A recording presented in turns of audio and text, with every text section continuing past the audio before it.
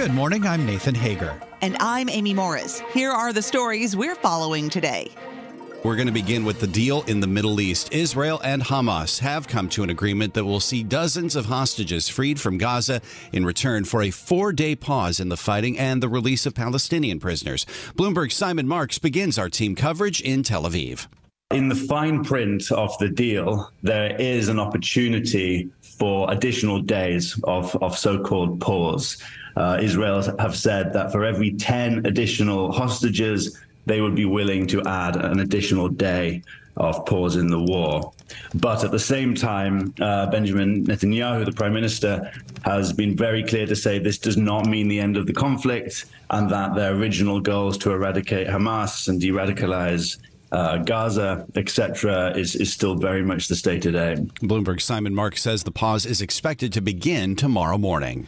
This temporary ceasefire was pushed for by the U.S. and its allies. We get more from Bloomberg political contributor Jeannie Sheehan Zaino. It is a big move forward for many people because it's really the first diplomatic breakthrough we've seen since the war began after the October 7th attack. But it comes with so much trepidation and so many questions. This is not a ceasefire. It's a pause. It comes also as a result of enormous pressure both inside Israel and internationally that the Israeli government has been feeling, particularly from the relatives of these 236 hostages. Bloomberg contributor Jeannie Sheehan Zaino says 3 Americans will be among the hostages leaving Gaza. And Amy, another major story we're following this morning is the return of Sam Altman to OpenAI. Just days after he was fired, then hired by Microsoft, Sam Altman is back as CEO, and the board at OpenAI is in for an overhaul. We get more from Bloomberg intelligence analyst Matthew Bloxham. I kind of think the board were backed into a corner, and I think they risked just seeing the company unravel. So I don't think they had really any choice. I think from here the big questions are going to be, okay, what's the detail? What beyond a new board that looks more supportive of Sam Altman? Are there going to be more profound changes to the structure of the company? What does this mean for the possible IPO? How they're going to kind of commercialize things like ChatGPT more effectively to kind of take advantage of the opportunity that's there. Matt Bloxham with Bloomberg Intelligence says the initial board will be led by Brett Taylor, a former co-CEO of Salesforce. Other directors include Quora CEO Adam D'Angelo and Larry Summers, the former Treasury Secretary and a paid contributor to Bloomberg. And sources say Microsoft is also likely to get representation on the new board, certainly as an observer, possibly with 1 or more board seats. In a post on X, Microsoft CEO Satya Nadella praised the changes at OpenAI, calling them, quote, a first essential step on a path to a more stable, well-informed and effective governance. On a very busy morning, Amy, we're also following market reaction to one of the most highly anticipated earnings reports. Shares of Nvidia are down nearly 1% in early trading. That's despite an earnings blowout that went past analyst estimates. We get more on that from Bloomberg technology reporter Ed Ludlow in San Francisco. We go to the outlook for the fiscal fourth quarter. Sales would be $20 billion plus or minus 2%. And while that's a really strong outlook, there was some commentary from Nvidia that they expect sales or shipments of GPUs to China to drop in the current period or the fiscal fourth quarter as a direct result of the expanded U.S. technology export curbs. What we're talking about is Nvidia's inability to ship the cutting-edge GPUs to the Chinese market. But they were very clear that will be offset by demand from other markets around the world. Bloomberg's Ed Ludlow says another reason behind Nvidia's drop was its run-up this year. Nvidia was already higher by more than 240%. And a big name in the cryptocurrency space is taking a legal fall. Binance, the world's largest crypto exchange, has pleaded guilty to anti-money laundering and sanctions violations. Attorney General Merrick Garland says Binance failed to stop suspicious transactions with terror groups, including Hamas, and violated several laws, including the Bank Secrecy Act. These laws ensure that our financial institutions are not available to designated terrorist organizations, drug traffickers, and sanctioned nation states that threaten public safety and our national security. Attorney General Garland says Binance will pay $4.3 billion under the deal, and its CEO, CZ Zhao, will step down and pay a $50 million fine. Zhao could face up to 10 years in prison, but is expected to serve no more than 18 months. And on the economic front, Amy, investors will have to navigate a number of reports this morning. Almost all of Thursday and Friday's numbers have been compressed into today. So let's get a preview now from Bloomberg's Michael McKee. The marquee release is initial jobless claims. Wall Street wants to know if last week's surprise jump to 231,000 was a one-off or a sign the labor market is starting to cool significantly. October durable goods orders, meanwhile, will offer the first clues to business spending plans in the fourth quarter. A drop in Boeing jet sales may depress the overall headline number, while capital goods orders, a proxy for business spending in GDP, are forecast to eke out only a marginal gain. Finally, the University of Michigan's final reading of consumer sentiment for November may influence some investors' views of holiday season consumer spending. Michael McKee, Bloomberg Radio. All right, thank you, Nathan. Time now for a look at some of the other stories making news around the world. And for that, we're joined by Bloomberg's John Tucker. Good morning, John. Yeah, good morning, Amy. The Pentagon confirming it conducted an airstrike against Iranian-backed militants operating out of Iraq. Let's get more on the story this morning from Bloomberg's Ed Baxter. The Pentagon says it was in response to several short-range missile attacks. Pentagon spokeswoman Sabrina Singh. Immediately following the attack, a U.S. military AC-130 aircraft in the area conducted a self-defense strike against an Iranian-backed militia vehicle and a number of Iranian-backed militia personnel involved in this attack. This self-defense strike resulted in some hostile fatalities. Singh says some U.S. service members were injured in the attack. She also says the U.S. conducted 3 additional strikes in Syria. Ed Baxter, Bloomberg Radio. Florida Governor Ron DeSantis secured the endorsement of influential Iowa conservative Bob Vander Plaats. Vander Plaats' backing is the second major endorsement for DeSantis in Iowa this month, following Governor Kim Reynolds. Both Vander Plaats and Reynolds are influential among evangelical voters, a sizable bloc of the state. DeSantis is making a make-or-break push in that state, banking on a strong showing that can give him momentum to stay in the race. Polls show DeSantis trailing Donald Trump by over 45 points. For those early holiday travelers leaving before dawn to avoid the rush, may work in some parts of the nation, but not in other parts. Bloomberg meteorologist Rob Carolyn. Most of the country looking good for travel on this Wednesday ahead of the big Thanksgiving Day holiday. We have problems, though, in the eastern United States with rain from North Florida along the coastal Carolinas and into parts of New England, especially northern New England, where we'll be dealing with some snow today. The Pacific Northwest will also deal with precipitation, rain likely at the lower elevations with snow in the mountains. Today is one of the busiest travel days of the year. A Florida judge has ruled Tesla's trial over a 2019 fatal crash blamed on autopilot will include a claim against the company for punitive damages. The judge in Palm Beach County cited evidence that shows CEO Elon Musk and staff engineers knew its driver assistance system was defective. Global news 24 hours a day and whenever you want it with Bloomberg News Now. I'm John Tucker, and this is Bloomberg. Amy. All right. Thank you, John. Time now for our Bloomberg Sports Update. For that, we bring in John Stashower. Amy, only 2 weeks to go in the college football regular season, and the College Football Playoff Committee out with its latest poll last night. Georgia remains number 1 with Ohio State second, Michigan third. Those two teams play each other Saturday in Ann Arbor. A change at the 4 spot. Washington moving ahead of Florida State. The committee denying that it's due to Florida State having just lost its quarterback, Jordan Travis, to a season-ending injury. Oregon is currently 6th. Will play Oregon State on Friday. Texas is 7th. The Longhorns play Texas Tech on Friday, and Alabama is 8th, and the Crimson Tide play the Iron Bowl game against Auburn on Saturday. College basketball, a lot of the top teams of the nation have gone to Maui. Number 1 Kansas lost to 4th-ranked Marquette, 73-59. Second-ranked Purdue, a 71-67 victory over 7th-ranked Tennessee.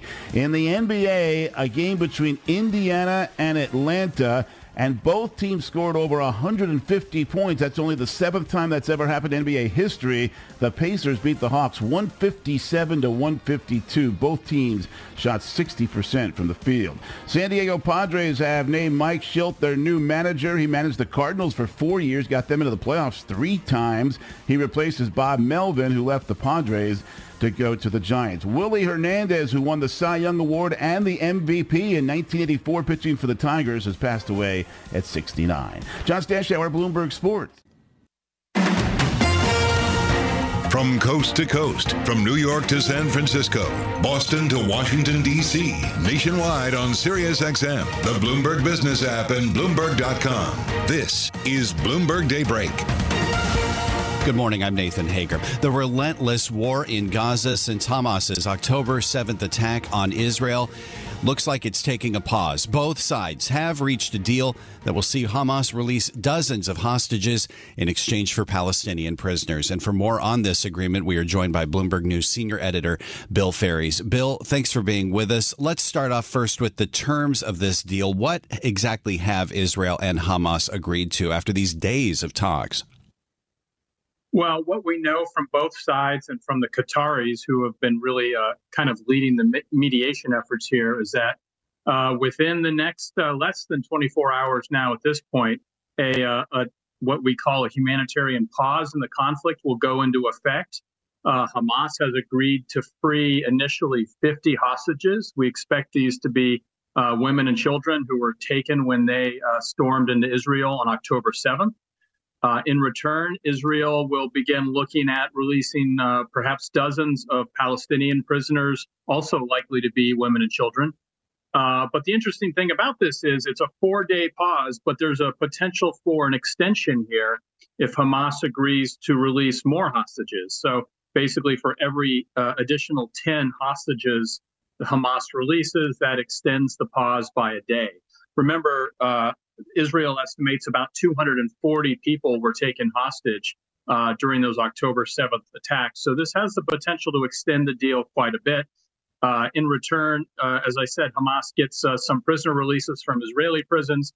They also get an end to overflights and bombing airstrikes of Gaza in that time, and really the chance to get a lot more aid flowing in terms of medical supplies and fuel for nonprofit groups that do humanitarian work.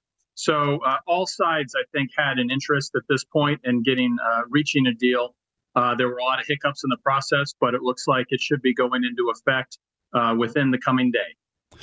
Let's talk about some of those hiccups because, as you know, Bill, Israeli Prime Minister Benjamin Netanyahu had said as these talks were underway that he wouldn't agree to any pause at all unless all the hostages were freed. So what did it take to get at least this kind of a deal done, the possibility that we could see more pauses and this potential for a trickle of hostages to be released over time?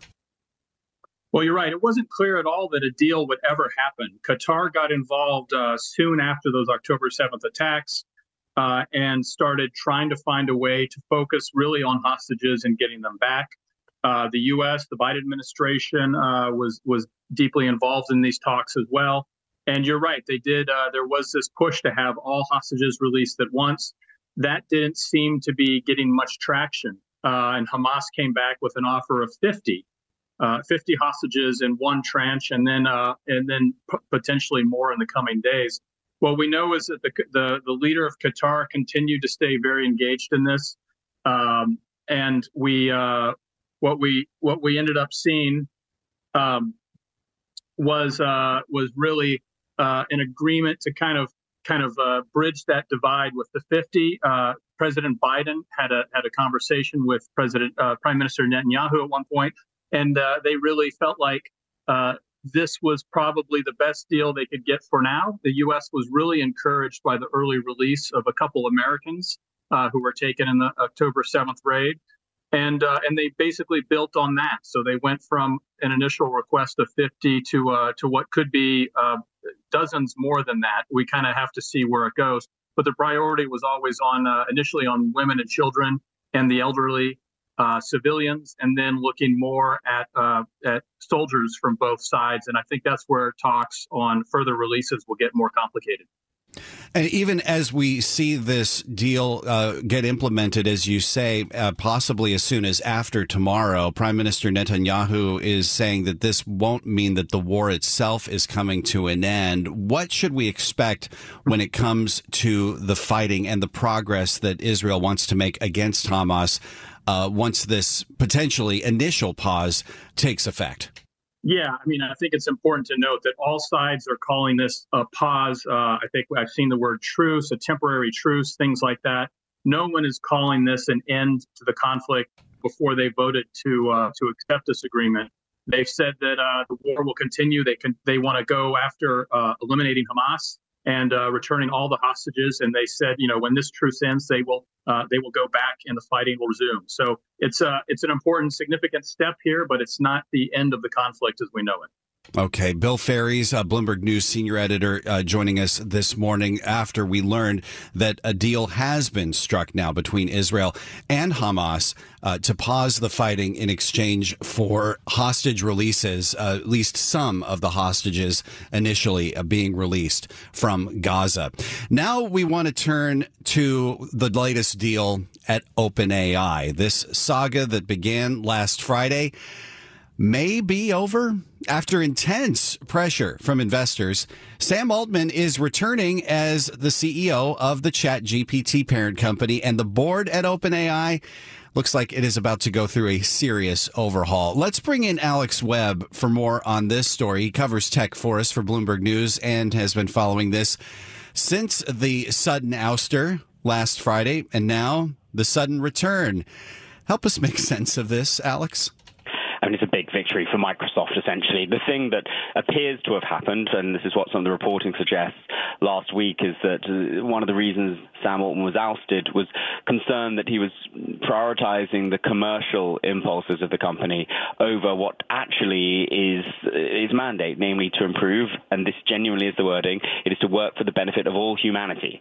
Now, Microsoft is almost certainly going to be getting greater oversight, greater sway at a board level over what happens at OpenAI. The company is therefore going to be run ever so slightly more in the interest of Microsoft, not necessarily in the interest of all humanity. The three members have been appointed to the board: Adam D'Angelo, the CEO of Quora, who was already on there. The new ones are going to be Larry Summers, of course, former Treasury Secretary under Bill Clinton, and Brett Taylor, the former co-CEO of Salesforce. There are going to be as many as 9 additional board members. The expectation is that perhaps 2 of those could be representatives of Microsoft, and Altman himself could well rejoin the board. And we should note, in the interest of transparency, that Larry Summers, along with joining the board at OpenAI, is a paid contributor to Bloomberg. With these additions, at least initial additions to the board, Alex, it sounds like that could be the bigger deal here than just simply the return of Sam Altman as the CEO. Yeah, the thing we'd heard on Monday from Satya Nadella, the Microsoft CEO, in an interview with Bloomberg Television, he had said he wanted improvements to governance at OpenAI. It seems as though the board composition was the sticking point and why it took a good few days to reach a resolution, given that we had heard as early as Sunday that there were moves from both sides to bring Sam Altman back into the fold. When Nadella says he wants improvements to governance, everybody, more or less, understood that to mean he wanted Microsoft to have better insight, because this completely blindsided Microsoft. This firing of Sam Altman and subsequent departure of Greg Brockman, the president of the company, Microsoft had no forewarning of that. They learned it pretty much at the same time the rest of the world did. The understanding is it was maybe a few minutes before they put the press release out or the post on their website up. So, surprises for big businesses are not considered good, and that's clearly something that Microsoft wanted to fix. To your point earlier about this signaling the idea that this could take the OpenAI in the direction of where Microsoft wants to go, as opposed to the betterment of humanity. Talk a little bit more about what this could mean for OpenAI and the competition, this massive competition that we're seeing between Microsoft and so many of the other players in the artificial intelligence space. What could this mean down the line? So there are basically 4 big players, certainly in the Western Hemisphere, in advanced artificial intelligence research. There's DeepMind, which is now Google DeepMind. It is part of Google. There is Meta AI research, clearly part of Meta. There is OpenAI, which is very closely aligned with Microsoft. And there is also then Anthropic, which was founded by a bunch of departees from OpenAI a few years ago. Google, Microsoft, and Amazon are the ones really competing in the cloud. And at the moment, the real way to make money from AI is in the cloud. It is from not necessarily selling the AI services to companies to use. It's the processing power needed to run those AI services. And that's where the margin really is. Google, Microsoft, Amazon can compete very fiercely in that space. Microsoft has this huge benefit from the relationship with OpenAI, but it does not technically own OpenAI in the way that Google owns DeepMind. So that's really the lay of the land when it comes to the battlefield. This will help Microsoft potentially by hewing them more closely still to their long-term business goals. Let's talk about the other AI story that everyone was waiting for even before last Friday. Of course, that's the earnings from Nvidia. Another is a solid quarter, but the shares are dropping ever so slightly this morning. What's the disconnect? I mean, look, the expectations for this company are absolutely sky high. There was, heading into the numbers, some expectation that essentially a beat is a meet, right? People were expecting them to beat expectations. And if they didn't completely blow expectations out of the water, then there might be a little bit of profit taking. That certainly looks like what is happening now, that the shares have been on such a tear in recent months. There's an opportunity for, some investors to maybe just cash in a little bit on that. It doesn't appear to be anything particularly catastrophic. There's still a lot of growth left in this company. The only question mark heading forward is what is the exposure to China? They want more exposure, but it looks as though the government is cracking down on some of that. How big an impact will that have? This is Bloomberg Daybreak Today, your morning brief on the stories making news from Wall Street to Washington and beyond. Look for us on your podcast feed by 6 a.m. Eastern each morning on Apple, Spotify, and anywhere else you get your podcasts. You can also listen live each morning starting at 5 a.m. Wall Street time on Bloomberg 1130 in New York, Bloomberg 99.1 in Washington, Bloomberg 106.1 in Boston, and Bloomberg 960 in San Francisco. Our flagship New York station is also available on your Amazon Alexa devices. Just say, Alexa, play Bloomberg 1130. Plus, listen coast to coast on the Bloomberg Business app, SiriusXM, the iHeartRadio app, and on Bloomberg.com. I'm Nathan Hager. And I'm Amy Morris. Join us again tomorrow morning for all the news you need to start your day right here on Bloomberg Daybreak.